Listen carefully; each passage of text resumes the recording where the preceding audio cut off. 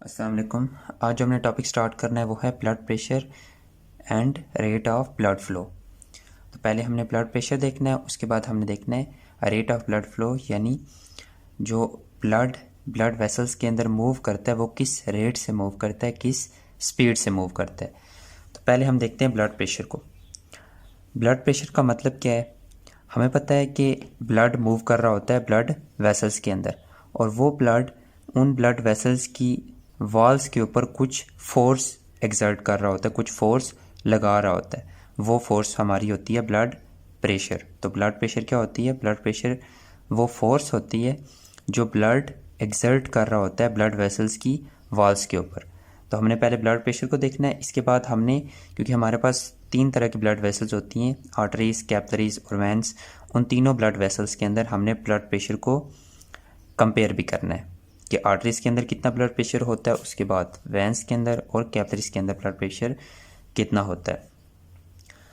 तो blood pressure क्या हुआ? Force with which blood pushes up against the wall of blood vessel, यानी वो फोर्स जो ब्लड लगा रहा होता है ब्लड वेसल्स की वॉल के ऊपर, उसे हम कहते हैं ब्लड प्रेशर। उस फोर्स को हम मेजर करते हैं और वो हमारा ब्लड प्रेशर आता है। तो अब हम इस फोर्स को कैसे मेजर करते हैं? तो प्रेशर क्या हुआ? प्रेशर को हम डिफाइन करें तो फोर्स पर यूनिट एरिया, यानी अगर मैं कहता हूँ कि कोई चीज़ किसी मीडियम के अंदर पड़ी हुई है, वो चीज़ उस मीडियम के सरफेस एरिया के ऊपर जो फोर्स एक्सर्ट कर रही होती है, उस फोर्स को उस मीडियम का जितना भी सरफेस एरिया होता है उसके ऊपर डिवाइड करें तो हमारे पास क्या आ जाता है? प्रेशर आ जाता है। तो प्रेशर क्या है? Force per unit area. तो अगर मैं कहता हूँ कि ये एक ब्लड वेसल है, इसके अंदर अगर मैं कहता हूँ ब्लड मूव कर रहा है, तो हमें पता है ब्लड के डिफरेंट कंपोनेंट होते हैं। ब्लड के अंदर डिफरेंट प्रोटीन्स होती हैं, वेस्ट होता है, ब्लड सेल्स होते हैं, ये सारी चीज़ें ब्लड के अंदर होती हैं, और ये सारी चीज़ें इस ब्लड वेसल की वॉल के ऊपर फोर्स एक्सर्ट कर रही होती हैं। तो अगर यहाँ पे जितनी भी चीज़ें इस ब्लड वेसल्स के ऊपर, ब्लड वेसल की वॉल के ऊपर क्या एक्सर्ट कर रही होती हैं? फोर्स एक्सर्ट कर रही होती हैं। तो ये सारी इंडिविजुअल फोर्सेस जितनी भी हैं, जो भी चीज़ें इस ब्लड के अंदर होती हैं, उन सारी फोर्सेस को अगर हम देखें और उन सारी फोर्सेस को हम इस ब्लड वेसल के सरफेस एरिया पे डिवाइड कर दें, तो हमारे पास, या इस ब्लड वेसल के एरिया पे डिवाइड कर दें, तो हमारे पास क्या आ जाता है? प्रेशर आ जाता है। तो ये तो हो गया कि हम प्रेशर को कैसे देख सकते हैं। इसके बाद हम देखते हैं कि ये प्रेशर जो ब्लड वेसल्स के अंदर होता है, ये कैसे जनरेट होता है। तो ये प्रेशर जनरेट होता है हमारी ब्लड वेसल्स के अंदर बाय वेंट्रिकुलर सिस्टोल। जब हमारे वेंट्रिकल्स कॉन्ट्रैक्ट करते हैं, उन वेंट्रिकल्स की कॉन्ट्रैक्शन से जो ब्लड होता है वो फोर्स के साथ किसके अंदर जाता है? आर्टरीज के अंदर जाता है। तो हमारी बॉडी के अंदर, तो हमारे हार्ट के अंदर 2 वेंट्रिकल होते हैं, ये वाला राइट वेंट्रिकल, ये वाला लेफ्ट वेंट्रिकल। तो ये दोनों वेंट्रिकल्स जब कॉन्ट्रैक्ट करते हैं तो दोनों वेंट्रिकल से ब्लड कहाँ पे जाता है? आर्टरीज के अंदर जाता है। यहाँ पे आपने एक बात ध्यान में रखनी है, जो राइट वेंट्रिकल होता है इससे ब्लड कहाँ पे जाता है? लंग्स की तरफ जाता है, और ये हमारे पल्मोनरी सर्कुलेशन का हिस्सा है। और जो लेफ़्ट वेंट्रिकल है इससे ब्लड पूरी बॉडी में जाता है एरोटा के ज़रिए, और ये हमारे सिस्टेमिक सर्कुलेशन का हिस्सा है। और जो लेफ़्ट वेंट्रिकल है इसकी थिकनेस ज़्यादा होती है, और ये ज़्यादा फोर्स के साथ कॉन्ट्रैक्ट करता है। और ये ज़्यादा फोर्स के साथ क्यों कॉन्ट्रैक्ट करता है? क्योंकि इसने पूरी बॉडी को ब्लड पहुंचाना होता है। तो जो राइट वेंट्रिकल होता है इससे ब्लड कौन लेके जा रही होती है? Pulmonary artery. उस पल्मोनरी आर्टरी के अंदर इतना ब्लड प्रेशर जनरेट नहीं होता।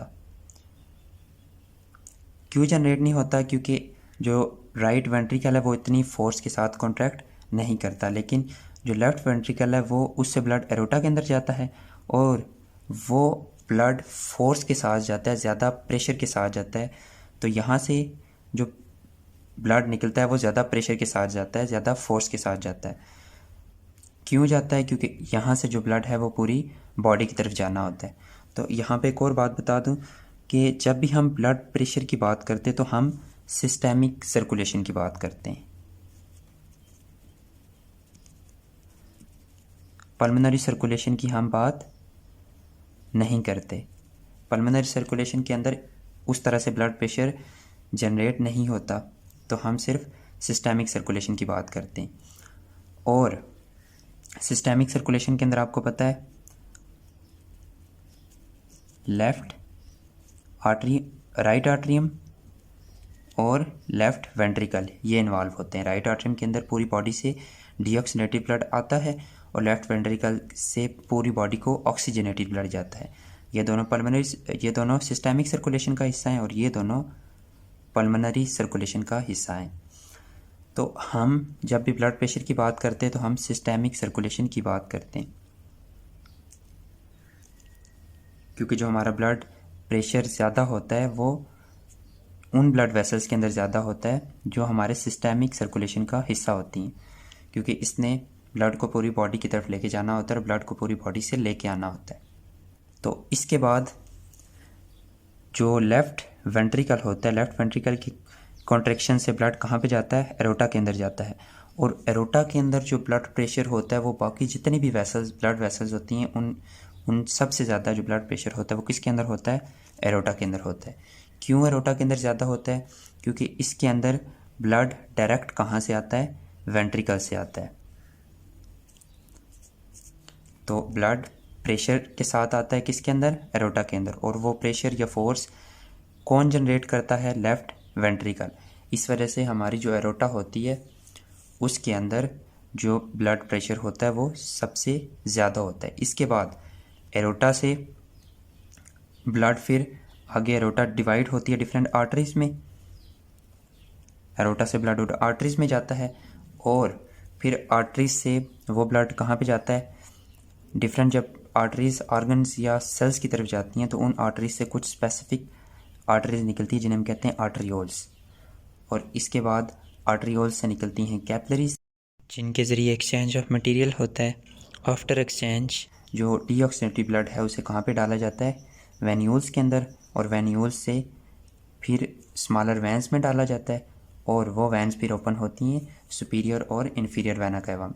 बॉडी के ऊपर वाले जो हार्ट के ऊपर वाले पार्ट होते हैं उनसे सुपीरियर वेना कैवा के ज़रिए, और जो हार्ट के नीचे वाले पार्ट्स होते हैं उनसे इन्फीरियर वेना कैवा के ज़रिए जो डीऑक्सीनेटेड ब्लड है वो कहाँ पे लाया जाता है? राइट आर्टरियम के अंदर।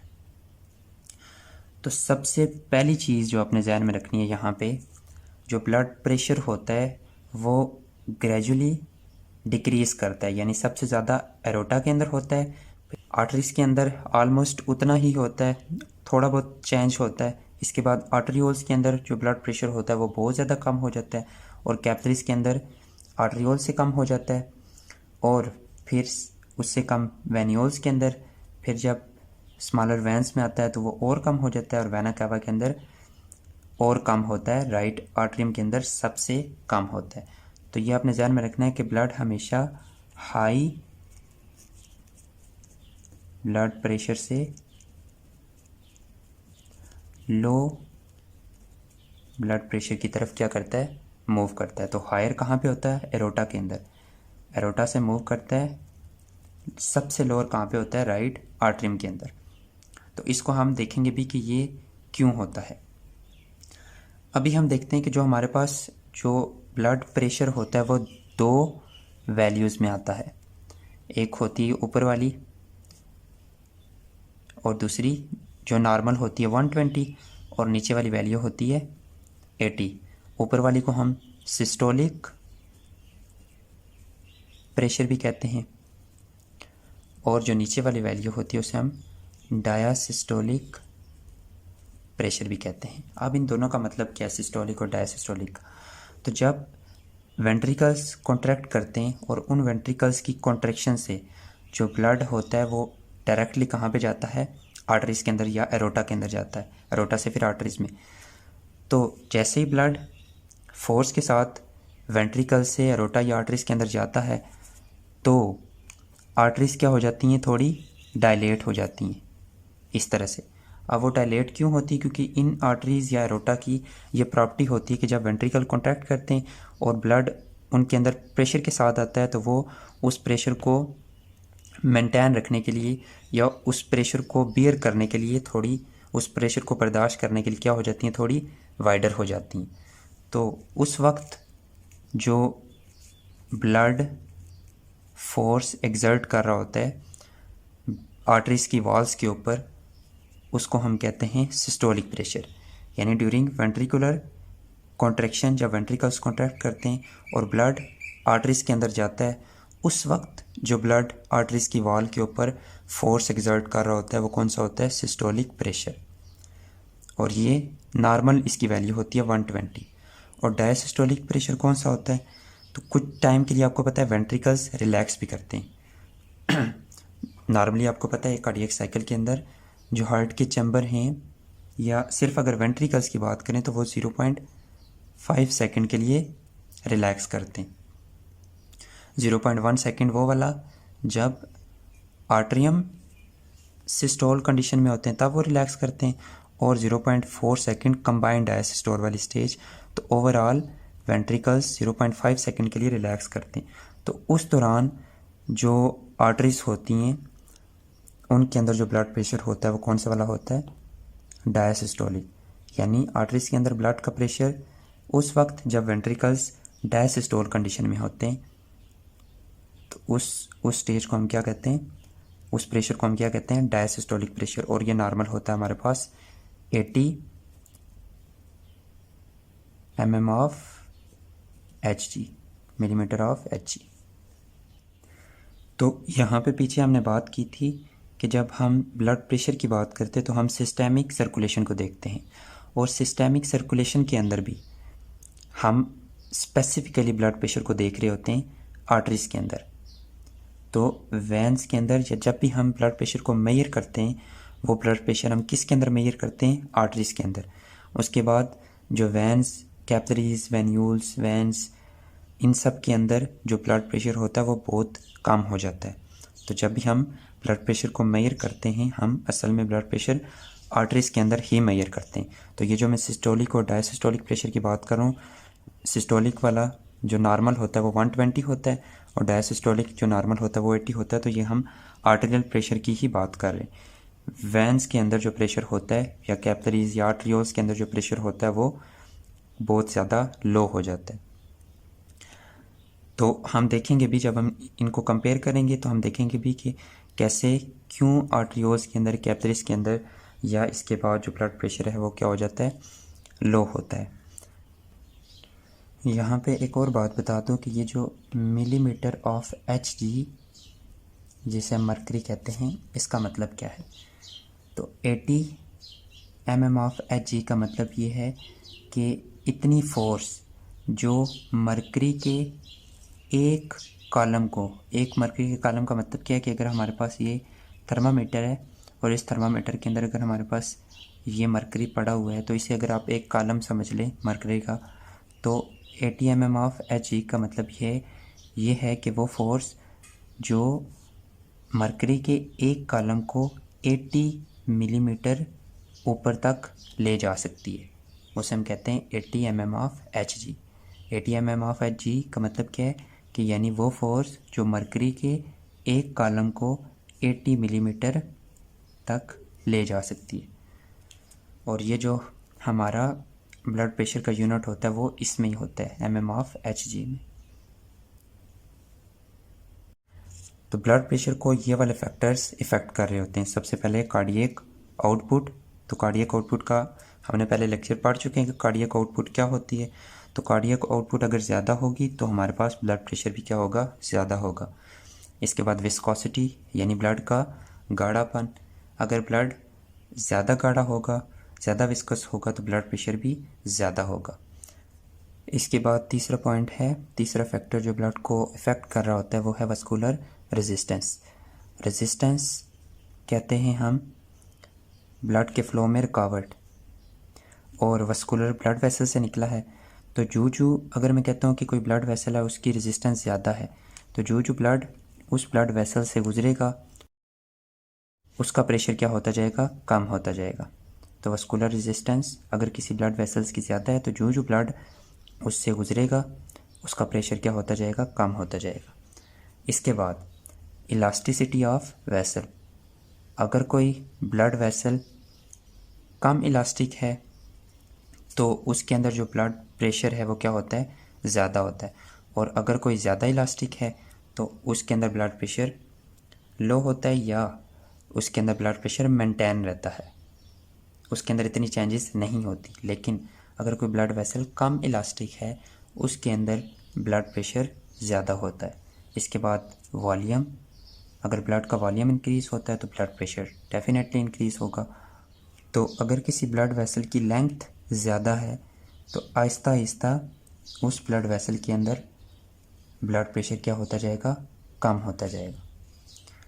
इसके बाद डायामीटर, अगर किसी ब्लड वेसल का डायामीटर ज़्यादा है तो उसके अंदर ब्लड प्रेशर कम होगा, और अगर किसी ब्लड वेसल का डायामीटर कम है तो उसके अंदर ब्लड प्रेशर ज़्यादा होगा। तो ये हमने देखा कि डिफरेंट फैक्टर्स ब्लड प्रेशर को किस तरह से इफ़ेक्ट करते हैं और ब्लड प्रेशर होता क्या है। इसके बाद हम ब्लड प्रेशर को और रेट ऑफ ब्लड फ्लो को ग्राफ की फॉर्म में देखेंगे डिफरेंट ब्लड वेसल्स के अंदर।